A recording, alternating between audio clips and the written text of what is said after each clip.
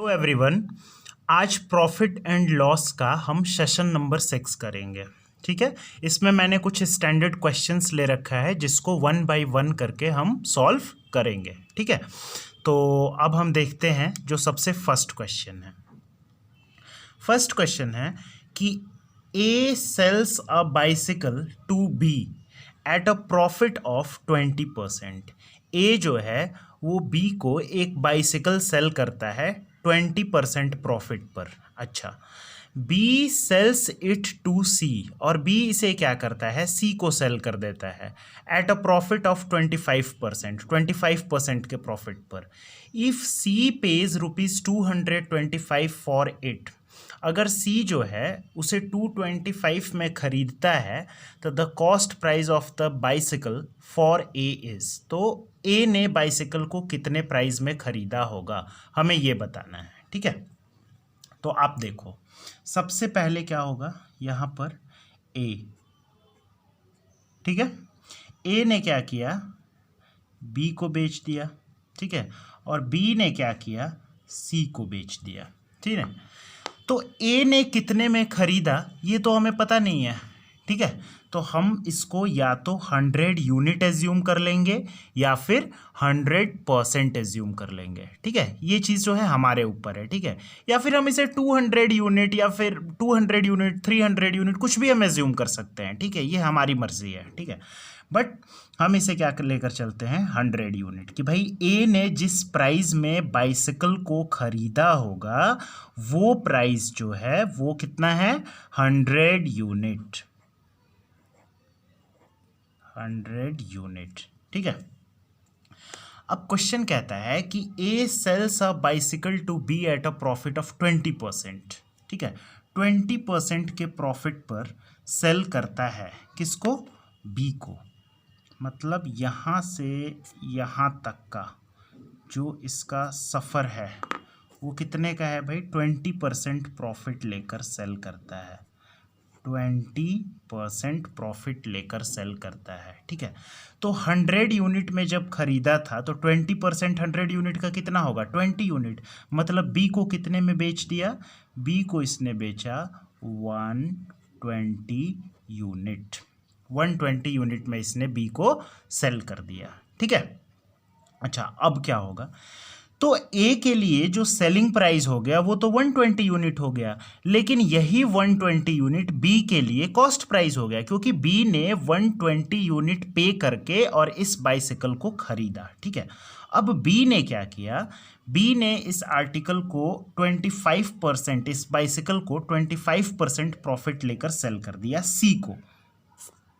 ठीक है, तो भाई ये रहे हमारे सी को इसने क्या किया, 25% प्रॉफिट लेकर सेल कर दिया। ठीक है, सी को तो कितना हो जाएगा 125% का फ्रैक्शन वैल्यू क्या होता है, 25% को हम कैसे लिख सकते हैं, 25/100, और 25/100 का मतलब क्या हुआ 1/4। तो 120 यूनिट का 1/4 कितना होगा, 30 यूनिट होगा। तो 120 यूनिट में जब 30 यूनिट आप ऐड करोगे तो ये वैल्यू कितनी आ जाएगी, 150 यूनिट। कितनी आ जाएगी, 150 यूनिट। तो 150 यूनिट जो है वो बी के लिए तो सेलिंग प्राइस हो गया, लेकिन सी के लिए वो कॉस्ट प्राइस होगा। मतलब सी इस बाइसिकल के लिए बी को 150 यूनिट पे करेगा, और उसकी वैल्यू रुपीज़ में कितनी दे रखी है कि वो सी जो है 225 रुपीज़ पे करता है बाइसिकल के लिए। मतलब इससे हमें क्या पता चला, इससे हमें पता चला कि जो हमारा 150 यूनिट है किसके इक्विवेलेंट है, रुपीज़ में 225 के इक्विवेलेंट है। अब इसको हम जब कैंसिल करेंगे तो 25 6 जा कैंसिल, और ये 25 9 जा, ये हो गया 3 2 जा, और 3 3 जा। मतलब क्या पता चला हमें यहाँ से, 2 यूनिट की वैल्यू ₹3 है। तो हमें क्या बताना है, 100 यूनिट की वैल्यू। तो 2 यूनिट में जब आप 50 से मल्टीप्लाई कर दोगे तो हमें 100 यूनिट की वैल्यू पता चल जाएगी। 50 से इधर भी मल्टीप्लाई करो और 50 से इधर भी मल्टीप्लाई करो, ठीक है। तो ये कितना हो जाएगा, ये हो जाएगा ₹150 और ये हो जाएगा हमारा आंसर, ठीक है ना। कौन से ऑप्शन के साथ मैच कर रहा है, ऑप्शन नंबर डी, ये हो गया, ठीक है ना। तो इसका आप ध्यान रखो। और अब हम देखते हैं next question number 2। A house worth ₹1,50,000 is sold by X at a 5% profit to Y, ठीक है। X जो है वो Y को 5% के प्रॉफिट पर 1.5 लाख रुपए का मकान जो है वो सेल कर देता है, ठीक है ना। हाउस की कीमत कितनी होती है, 1,50,000 और X क्या करता है कि 5% का प्रॉफिट लेकर Y को सेल कर देता है। Y sells the house back to X और Y क्या करता है, X को ये घर दोबारा सेल कर देता है एट अ 2% लॉस, 2% के लॉस पर।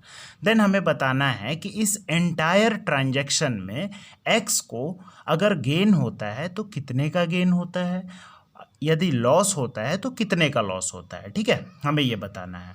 अच्छा, तो यहाँ पर जो कैलकुलेशन हम करेंगे उसमें हमें ध्यान देना होगा। जो यहाँ पे ₹1,50,000 है ना, ये आपको आपकी जो कैलकुलेशन टाइम है उसको बहुत ज़्यादा बढ़ा सकता है अगर आपने सोच समझ के कैलकुलेशन नहीं किया तो, ठीक है। तो आप देखो हम कैसे करेंगे। ये रहा हमारा X और ये रहा हमारा Y, ठीक है। X रहा और ये रहा Y। तो हम क्या यहाँ पर एज्यूम करेंगे कि X जो है इसका जो हाउस का जो वर्थ है वो कितना है, 1,50,000 ना एज्यूम करके हम कहेंगे कि भाई ये है 100%, ठीक है, 100%, ठीक है। जो 1,50,000 है उसको हमने क्या लिखा, 100%। अच्छा, क्या कहता है कि X 5% प्रॉफिट लेकर Y को सेल कर देता है। चलो भाई, Y को जब आप 5% प्रॉफिट लेकर सेल करते हो तो क्या होता है, यहाँ पर आपका 5% का प्रॉफिट होता है। तो Y को आप कितने में सेल करोगे, 105%। कितना हो जाएगा, 105%, ठीक है ना।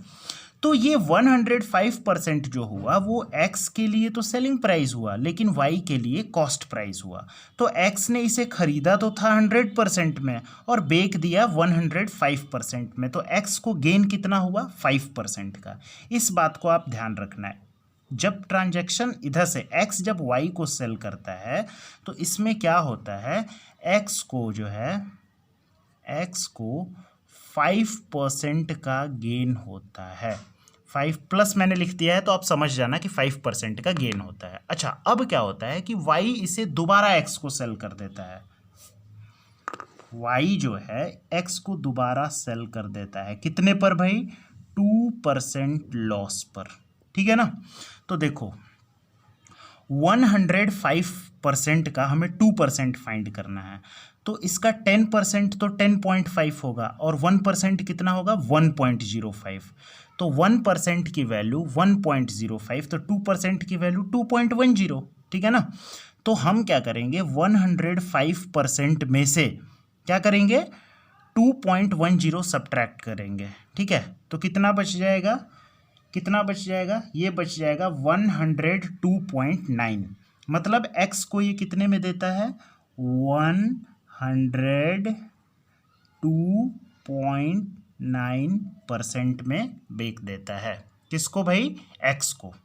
तो देखो यहाँ पर क्या हो रहा है, ठीक है, इस चीज़ को हमें थोड़ा समझना होगा। काफ़ी लोग जो है इसमें मिस्टेक कर देते हैं कि इसमें कैसे ये चीज़ हो रही है, ठीक है। X ने 100% में खरीदा था, ठीक है, तो जब उसने Y को सेल किया तो 5% का प्रॉफिट हुआ, ठीक है। मतलब X के पास टोटल पैसे कितने हो गए, 105%, ठीक है। लेकिन जब Y ने X को सेल किया तो X ने क्या किया कि 105% में से 102.9% जो है उसने Y को दे दिया, ठीक है। x 102.9% उसने y को दे दिया और उसके पास था कितना 105%। ठीक है, तो अभी जो है उसके पास कितना बच रहा है 105% माइनस 102.9%, दैट इज 2.1%। देखो आप 2.1%। ठीक है, 105% माइनस 102.9%।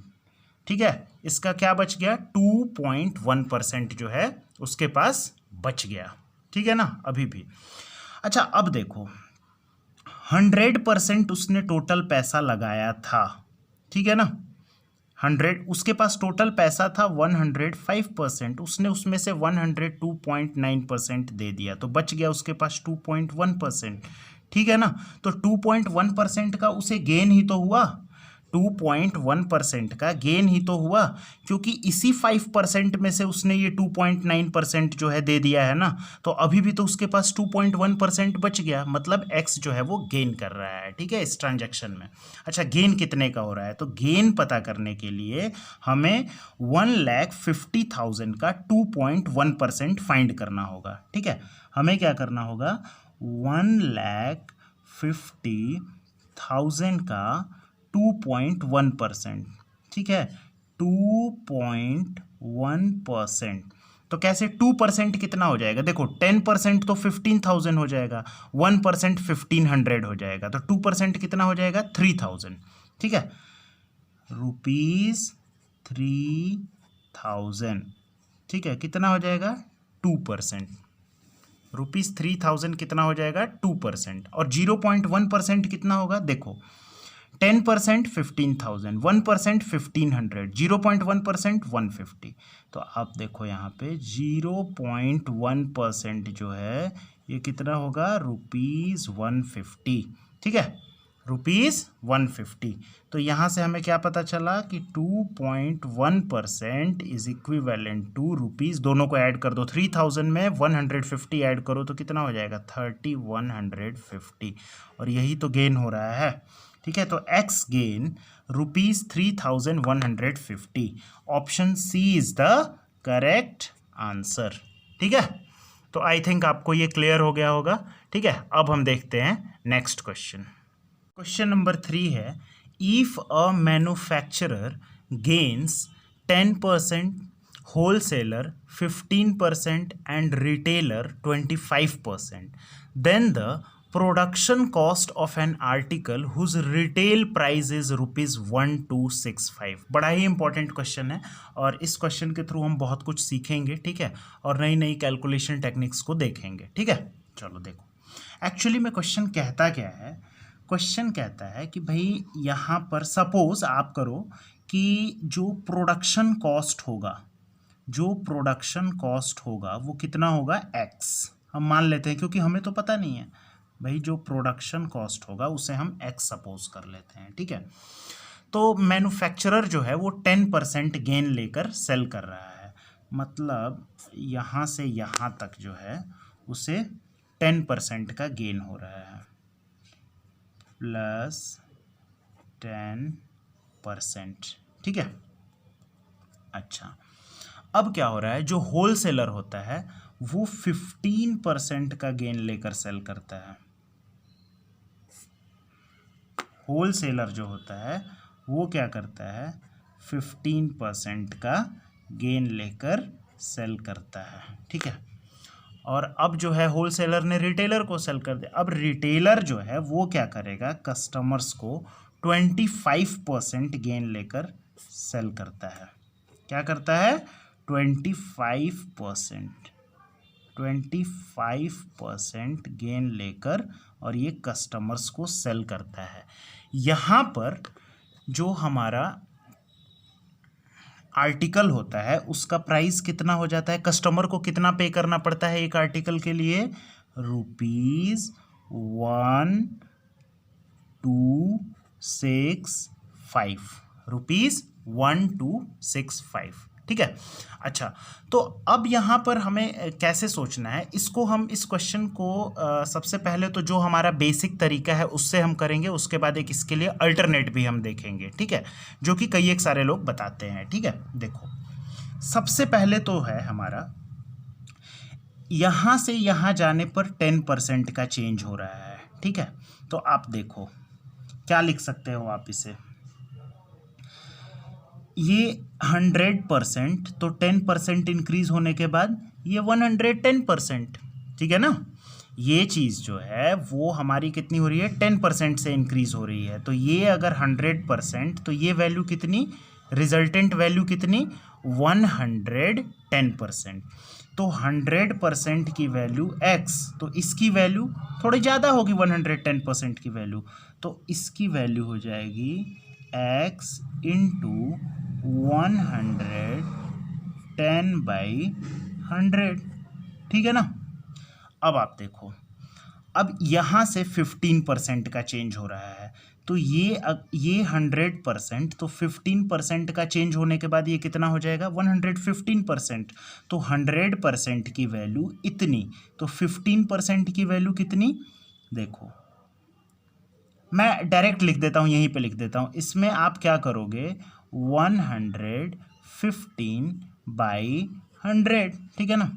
अच्छा, अब आप पहुँच गए यहाँ पे, यहाँ से 25% का इंक्रीमेंट हो रहा है, तो ये 100% है, तो ये कितना होगा, 125%, ठीक है। तो 100% की वैल्यू इतनी, तो 125% की वैल्यू कितनी, 125/100, ठीक है ना।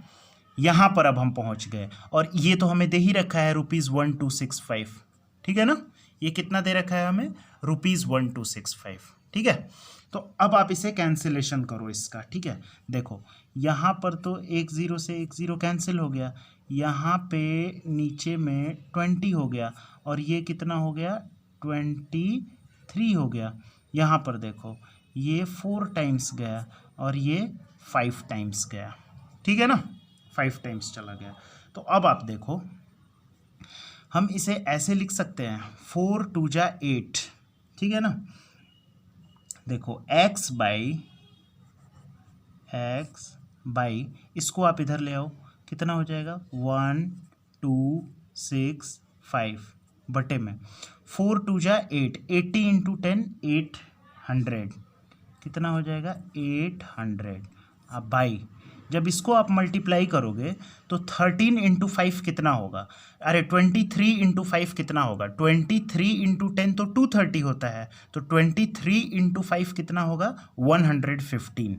और 115 में जब आप 11 से मल्टीप्लाई करोगे तो कितना होगा, 1265। तो ये तो कैंसिल हो गया, तो क्या हो गया, x की वैल्यू 800, कितना, 800, और यही हमारा आंसर होगा। प्रोडक्शन कॉस्ट को तो हमने x एज्यूम कर रखा था, और x की वैल्यू आ गई 800, ठीक है। तो कौन सा ऑप्शन मैच हो रहा है, ऑप्शन सी, ठीक है, ऑप्शन सी, ठीक है। अच्छा, अब इस क्वेश्चन को हम एक अल्टरनेट तरीके से भी देखेंगे, ठीक है, कैसे इसे हम ये, लेकिन अल्टरनेट तरीके से भी समझने के लिए ये जो हमारा जनरल तरीका है, जो हमारा बेसिक तरीका है, ये हमें समझ में आना चाहिए, और आई थिंक आपको ये तरीका तो क्लियर हो ही गया होगा, ठीक है। देखते हैं हम इसे, सेम क्वेश्चन है, ठीक है। अच्छा, हमने जो इसका जो बेस सॉल्यूशन था, जो हमने पहला सॉल्यूशन कर रखा था, उसमें हमने क्या लिखा था भाई, जो प्रोडक्शन कॉस्ट है उसे हमने लिख रखा था x, ठीक है। और x से यहाँ पर जो मैन्युफैक्चरर है वो 10% गेन लेकर सेल करता है, कितना गेन लेता है, 10%, ठीक है भाई, प्लस 10%, ठीक है। उसके बाद जो होल सेलर होता है वो 15%, यहाँ पर हम पहुँच जाते हैं। उसके बाद होल सेलर जो है वो 15% गेन लेकर सेल करता है, तो चलो भाई 15% गेन लेकर सेल करता है।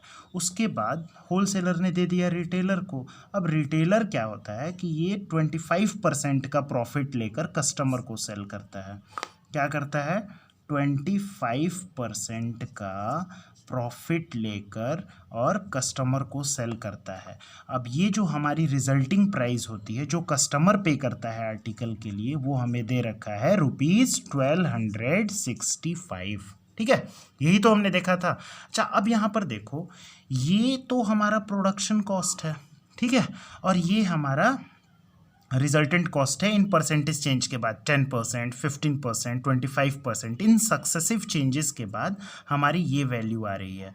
अच्छा, तो पिछले कैलकुलेशन में आप देखो आपने क्या किया था, अल्टीमेटली इसमें हो क्या रहा है, ध्यान से आप देखना। यहाँ से 10% का इंक्रीमेंट हो रहा है। 10% का मतलब क्या होता है, 1/10। 10% का मतलब क्या होता है, 1/10। मतलब 10 जो था वो क्या हो जाएगा, 11 हो जाएगा। ठीक है ना, उसमें 1 आप ऐड कर दोगे।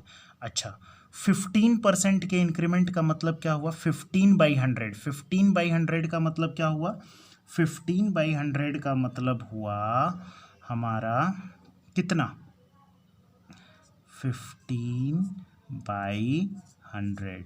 इसका मतलब 5 3 जा 15 और 5 20 जा, मतलब जो 20 था वो कितना हो गया, 23।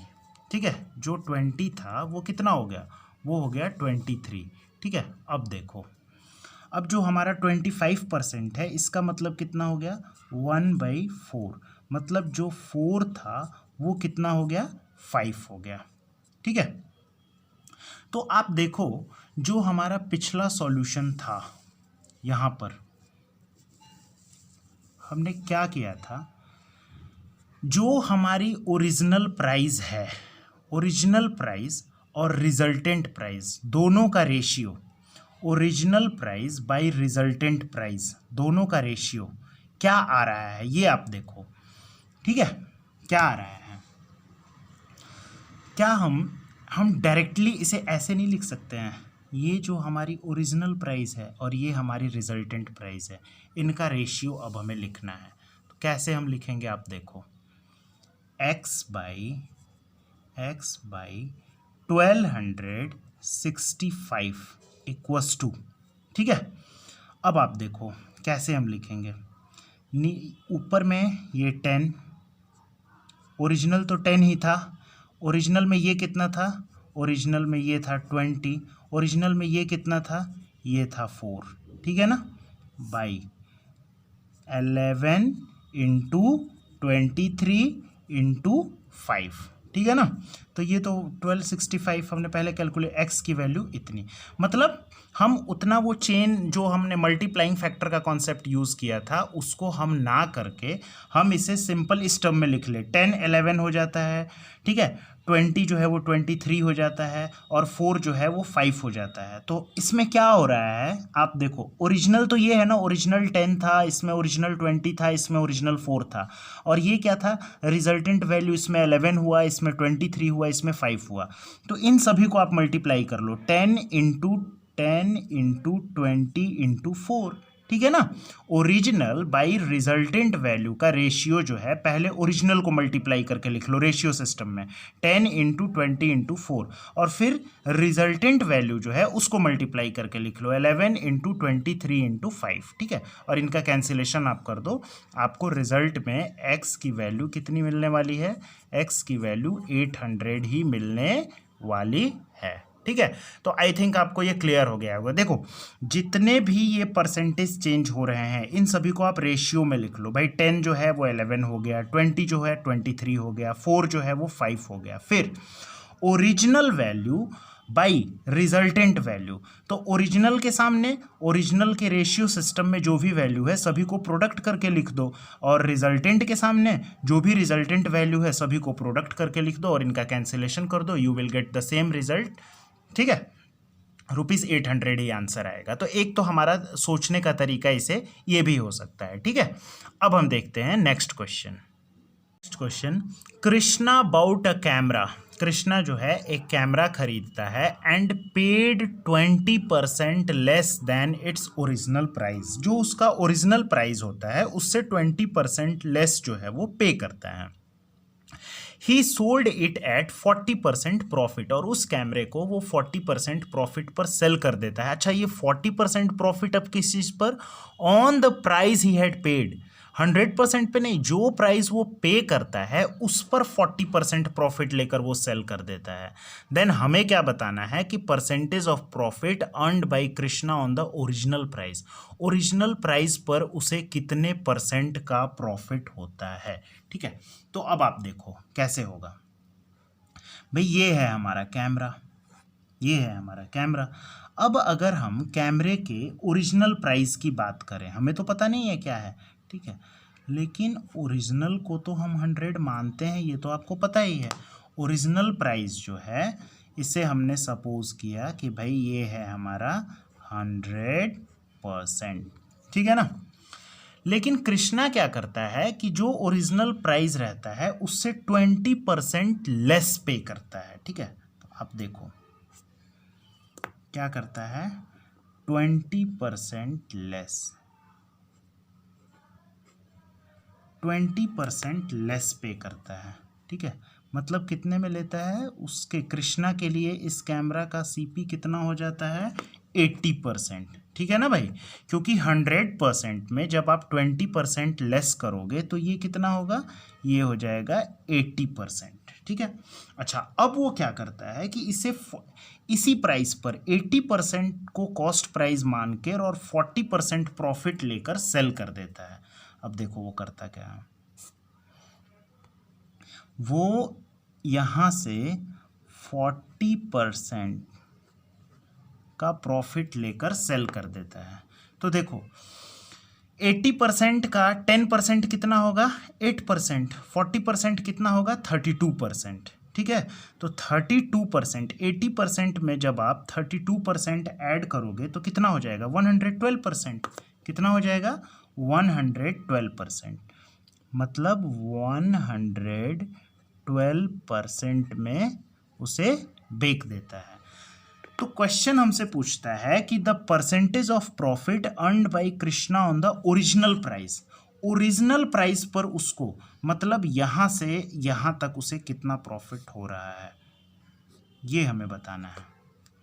तो ये तो हमें साफ दिखाई दे रहा है, ये है 100% और ये है 112%, मतलब 12% का प्रॉफिट हो रहा है।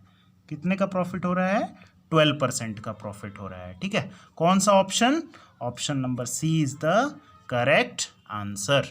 ठीक है, तो आई थिंक आपको ये क्लियर हो गया होगा। ठीक है, अब चलते हैं हम नेक्स्ट क्वेश्चन पे। नेक्स्ट क्वेश्चन है, a manufacturer sells an article to a wholesale dealer at a profit of 10%। ठीक है, 10% प्रॉफिट पर जो है मैन्युफैक्चरर होलसेल डीलर को सेल करता है। Wholesale dealer sell it to a shopkeeper at 20% profit, shopkeeper को 20% प्रॉफिट लेकर सेल कर देता है। तो shopkeeper sell it to a customer for ₹56,100, customer को 56,100 में सेल करता है एट अ लॉस ऑफ 15%, 15% के लॉस पर सेल करता है। Then the cost price of the article to the manufacturer is, मतलब कि मैन्युफैक्चरर के लिए इसका जो है प्रोडक्शन कॉस्ट ही हमसे एक तरीके से पूछा जा रहा है, क्योंकि मैन्युफैक्चरर के लिए जो आर्टिकल का कॉस्ट प्राइस होगा वो प्रोडक्शन कॉस्ट ही होगा। ठीक है, तो अब हम इसको सॉल्व करते हैं। देखो सबसे पहले जो इसका प्रोडक्शन कॉस्ट होगा या फिर मैन्युफैक्चरर के लिए जो कॉस्ट प्राइस होगा वो तो हमें पता नहीं है, तो हम क्या एज्यूम करेंगे, सपोज वो है कितना, x। ठीक है, x है। अब मैन्युफैक्चरर क्या करता है, होलसेल डीलर को 10% प्रॉफिट लेकर सेल करता है। तो भाई 10% प्रॉफिट इसने लिया यहाँ से, 10% प्रॉफिट।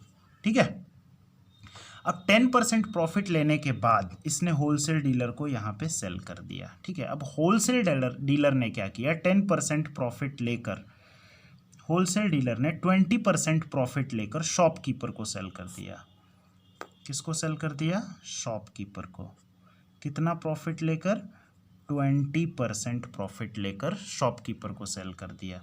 ठीक है, अच्छा अब शॉपकीपर ने क्या किया, 15% लॉस से कस्टमर को सेल किया। ठीक है, शॉपकीपर ने 15% लॉस लेकर और कस्टमर को बेचा, और कस्टमर को क्या पे करना पड़ा, ₹56,100, ठीक है, 56,100।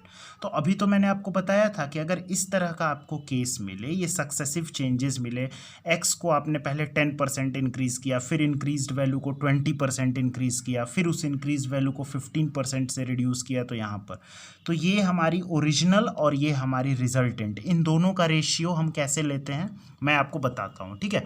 अब मैं जनरल तरीका से नहीं, जो हमारा रेशियो वाला सिस्टम है उसी से मैं आपको इसे एक्सप्लेन करता हूँ, ठीक है। अब आप देखो इसे कैसे। पहले तो 10% का चेंज हो रहा है, तो 10% के चेंज का मतलब क्या हुआ, 1/10। 10% को फ्रैक्शन में हम 1/10 ही तो लिखेंगे, तो ये क्या हो जाएगा, इसका मतलब ये हुआ कि जो हमारा 10 है वो क्या बन गया, 11 बन गया। फिर हो रहा है 20% का चेंज। 20% का मतलब क्या हुआ, 1/5। क्या हुआ, 1/5, मतलब जो 5 है वो क्या बन गया, 6 बन गया, ठीक है। अच्छा, अब 15% का मतलब क्या हुआ, 3/20, ठीक है ना। लेकिन 15% का लॉस हो रहा है, 3/20। अब इसको आप समझो, मतलब पहले अगर ये 20 था तो 3 के लॉस होने के बाद कितना हो जाएगा, 17 हो जाएगा, ठीक है ना। तो देखो, ये हमारा ओरिजिनल है और ये हमारा रिजल्टेंट है। तो ओरिजिनल को सबसे पहले आप लिखो, ओरिजिनल और रिजल्टेंट का हमें रेशियो तो पता चल जाएगा, 20 × 5 100, 100 × 10 1000, 1000, ठीक है। अब इसको आप मल्टीप्लाई करो, कैसे करोगे, 17 × 6 102, और 102 × 11 कितना हो जाएगा, 102 × 11 कितना होगा, तो हमें इसको एक बार मल्टीप्लाई करना होगा। तो 1020 1122 कितना हो जाएगा, 1122, ठीक है ना। अच्छा, अब हमें यहाँ पर क्या दिया हुआ है, 1122 की वैल्यू 5610 दी हुई है, क्योंकि रिजल्टेंट वैल्यू तो यही है ना। इस x(h2) इतने का जो वैल्यू है वो 1000(h2) इतना होगा, ठीक है। ये ओरिजिनल और ये रिजल्टेंट, ठीक है। तो आप देखो 1122 is equivalent to ₹56,100, ठीक है ना। अब ये यहाँ से 2 टाइम्स चला जाएगा और 2 से ये 50 टाइम्स चला जाएगा, मतलब 1 is equivalent to ₹50। 1 is equivalent to ₹50, मतलब इस सिस्टम में 1 की वैल्यू कितनी आ गई, ₹50। तो हमसे क्या पूछा गया है, मैन्युफैक्चरर के लिए कॉस्ट प्राइस, तो कॉस्ट ये तो इनिशियल वैल्यू तो यही है ना, ओरिजिनल वैल्यू। तो एक यूनिट की वैल्यू ₹50 आ गई, तो 1000 यूनिट की कितनी हो जाएगी, ₹50,000, ठीक है ना। कितनी होगी, ₹50,000, ₹50,000। और यही तो हमारा आंसर होगा। कौन सा ऑप्शन, ऑप्शन नंबर सी, ठीक है ना। तो उतना लिखने से बढ़िया है कि आप यहाँ पर ओरिजिनल जो रेशियो में आप इसे लिख लो, और ओरिजिनल वाले रेशियो को मल्टीप्लाई कर लो और रिजल्टेंट वाले रेशियो को मल्टीप्लाई कर लो, और फिर उनको आप कंपेयर कर लो, ठीक है। आपको एक यूनिट की वैल्यू पता चल जाएगी, आप डायरेक्टली ऐसे फाइंड कर सकते हो, ठीक है। आपको उस लंबे वाले मल्टीप्लाइंग फैक्टर वाले कॉन्सेप्ट से आप ना जाके आप इस तरीके से भी क्वेश्चन को सॉल्व कर सकते हो, ठीक है। अब हम देखते हैं next question. A man purchased an article and sold it to B. एक आदमी एक आर्टिकल परचेज करता है, ठीक है, और उसे बी को बेच देता है 25% प्रॉफिट पर, और बी क्या करता है, सी को बेच देता है 10% लॉस पर, ठीक है। सी को क्या करता है, 10% लॉस पर बेच देता है, और सी क्या करता है, ₹675 जो है उसे पे करता है खरीदने के लिए। तो ए ने कितने पर परचेज किया था, ठीक है। एकदम प्रीवियस क्वेश्चन जैसा ही है, और उस तरीके से भी आप इसे बना सकते हो। देखो, ए जो है इसने किसी प्राइस में ख़रीदा, हमें तो पता नहीं है, तो उस प्राइस को हम मान लेते हैं भाई 100% में आपने ख़रीदा। अब ये कहता है कि ए ने बी को 25% के प्रॉफिट पर सेल कर दिया, ठीक है। ए ने बी को 25% के प्रॉफिट पर 25% के प्रॉफिट पर बी को सेल कर दिया। तो बी के लिए कॉस्ट प्राइस कितना पड़ गया? बी के लिए कॉस्ट प्राइस 125% पड़ गया। ठीक है, अब बी ने क्या किया, सी को सेल कर दिया 10% लॉस पर। बी ने सी को क्या कर दिया, सेल कर दिया 10% लॉस पर। अब 10% लॉस का मतलब 10% कितना हो जाएगा इसका? 12.5%। तो 125% में से 12.5% जब आप सब्ट्रैक्ट करोगे तो कितनी वैल्यू आएगी? वैल्यू आएगी 112.5%। ठीक है ना, इसने सी को सेल कर दिया। और सी ने कितना पे किया ये हमें दे रखा है, ₹675। ठीक है ना, तो आप वैसे भी फाइंड कर सकते हो। 25% का मतलब क्या हुआ? 1/4। 1/4 का मतलब जो 4 था वो बन गया 5, जो 10 था वो क्या बन गया 9। ठीक है, और दोनों को आप जो है आप ऐसे कर लो ना, इसे एक सेकंड मैं इसको ना जो मैंने तरीके जो बताया है रेशियो को मल्टीप्लाई करने वाला उसी से कर ले। तो पहला चेंज कितने का है भाई? ठीक है, हमें 100% की वैल्यू बतानी है, ये ओरिजिनल है और ये दे रखा है रिजल्टेंट वैल्यू। ठीक है, तो हम इसे पता कर लेते हैं। ये कितना है? ये है 1/4। ठीक है, तो मतलब जो 4 था वो क्या बन गया?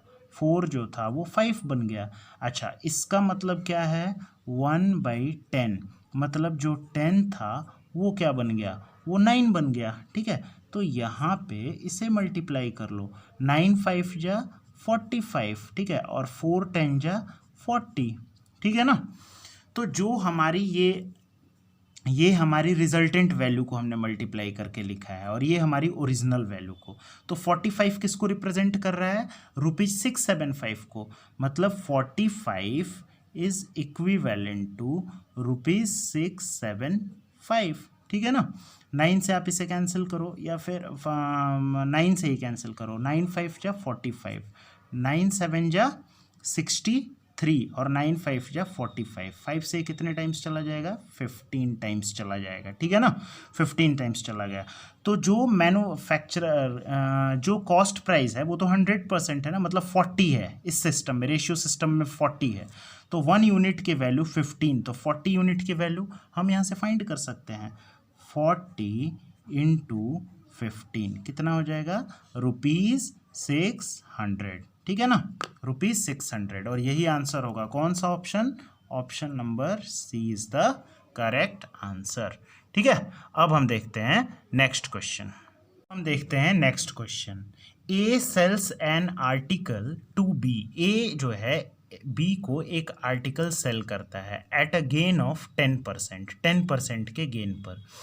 B sell it to C, B उसे सी को बेच देता है 7.5% के गेन पर, और C sell of it at a loss of 25%, और सी जो है 25% के लॉस पर किसी और को बेच देता है। अगर जो है मैन्युफैक्चरर का जो प्राइम कॉस्ट है ए का वो कितना है? ₹3200 है। तो देन हमें बताना है सी का सेलिंग प्राइस कितना होगा। ठीक है, एक बार इसका मैप देखते हैं। देखो आप, ए है, ठीक है, ए ने क्या किया कि आर्टिकल को 10% गेन पर सेल किया। ठीक है भाई, 10% गेन पर सेल किया। ठीक, किसको भाई? बी को। अब बी ने क्या किया? आर्टिकल को 7.5% गेन पर सेल कर दिया। कि 7.5% गेन पर सेल कर दिया। ठीक है, अब उसने क्या किया? सी ने क्या किया? इसको 25% लॉस पर सेल कर दिया। कितने पर सेल कर दिया? 25% लॉस पर सेल कर दिया। तो यहाँ पर पहुँच गया। ठीक है, अच्छा अब देखो, अब जो है ये चीज़ दे रखी है कि ए के लिए जो कॉस्ट है वो कितना है? 3200। तो हमें बताना है कि ये कॉस्ट यहाँ पर कितनी होगी, मतलब सी के लिए जो सेलिंग प्राइस होगा वो कितना होगा। तो इनिशियल तो हमें दे रखा है उन्होंने, ओरिजिनल, और हमें फाइनल बताना है। ठीक है, तो अगर हम रेशियो सिस्टम से हम बात करें तो 10% को फ्रैक्शन में हम क्या लिख सकते हैं? 10% को हम फ्रैक्शन में 1/10 लिख सकते हैं। इसका मतलब क्या हुआ कि शुरू में अगर वो 10 था तो 10% के इंक्रीमेंट के बाद कितना हो जाएगा 11। ठीक है। अच्छा, 7 होल 1/2% को हम फ्रैक्शन में क्या लिख सकते हैं 15/200। 15/200 का मतलब हुआ 3/40। मतलब अगर पहले वो 40 था तो बाद में क्या हुआ 43 हुआ। ठीक है। अब हम बात करें 25% को, तो 25% को तो हम 1/4 लिख सकते हैं, और 1/4 का मतलब हुआ ये अगर 4 था तो ये कितना हुआ 3 हुआ। ठीक है। अच्छा, इन सभी को आप मल्टीप्लाई कर लो तो कितना हो जाएगा 160 गुना 10 कितना हो जाएगा 1600। और यहाँ पर जब हम बात करेंगे तो कितना हो जाएगा 129 इंटू 11। 129 इंटू 11, तो देखो 129 इंटू 11, तो 9 और 2 11 का 1, 2 + 1 3 और +1 4 और 1 1419। क्या आया यहाँ पे 1419। ठीक है ना। पहले आप इससे लो, ठीक है, 11 से मल्टीप्लाई करने का तरीका, फिर इससे लो, फिर इससे लो, फिर लास्ट में अकेले इससे लो। ठीक है, तो हो जाएगा। अब हमें क्या यहाँ से पता चल गया, हमें यहाँ से पता चल गया कि 1600 की वैल्यू हमें तो दे रखी है ना। 1600 हमारा इनिशियल ही तो है, क्योंकि देखो 10 इनिशियल ही तो है। इन सभी का प्रोडक्ट हमने यहाँ पर लिख लिया और इन सभी का प्रोडक्ट हमने यहाँ पर लिख लिया। तो इनिशियल हमारा कितना है 3200, और हमारे इस सिस्टम में कितना है 1600। मतलब 1600 जो है वो 3200 को रिप्रेजेंट कर रहा है। कितने का 2 का, तो यहाँ से भी 2 का। ठीक है ना। तो 1419 को 2 से मल्टीप्लाई करोगे तो कितना होगा 2838। ठीक है ना, 2838, और यही हमारा आंसर होगा। कौन सा option, option D is the correct answer. ठीक है। तो आई थिंक ये सेशन आपको बहुत अच्छा लगा होगा और इससे आपको बहुत कुछ सीखने को मिलेगा। ठीक है, और अब हम मिलते हैं नेक्स्ट सेशन में।